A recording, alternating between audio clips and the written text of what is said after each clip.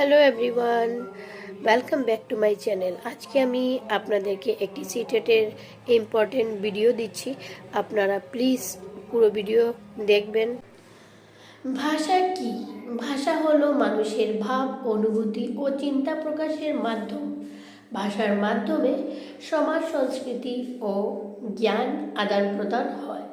ভাষা হলো মানুষের ভাব, মানুষের অনুভূতি ও চিন্তা প্রকাশের একটি মাধ্যম হয়, আর ভাষাই সমাজের সংস্কৃতি ও জ্ঞানের আদান প্রদান হয়। মাতৃভাষা মানে মাদার টাং মানে ফার্স্ট ল্যাঙ্গুয়েজ।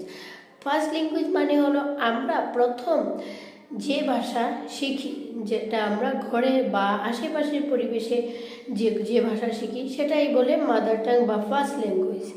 যে ভাষা শিশুর জন্মের পর পরিবার থেকে, পরিবেশ থেকে স্বাভাবিকভাবে শেখে সেটাই হলো মাতৃভাষা।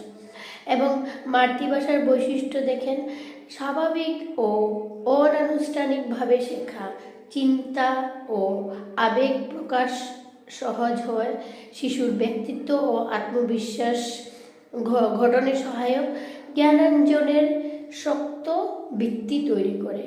স্বাভাবিকভাবে অনানুষ্ঠানিকভাবে শেখা মানে স্বাভাবিকভাবে কোনো অনুষ্ঠান না, কোনো কিছু বিনা উপলক্ষে ভাষা শুনে শুনে শেখা, সেটাকেই বলে মাতৃভাষার বৈশিষ্ট্য।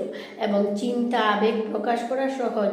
আবেগ মানে আমাদের ইমোশন, যেটা আমরা প্রকাশ করি, এটা মাতৃভাষার সাহায্যে অনেক সহজ হয়। শিশুর যে ব্যক্তিত্ব, আত্মবিশ্বাসটাও গঠন হয়, জ্ঞানার্জনের শক্ত ভিত্তি তৈরি করে।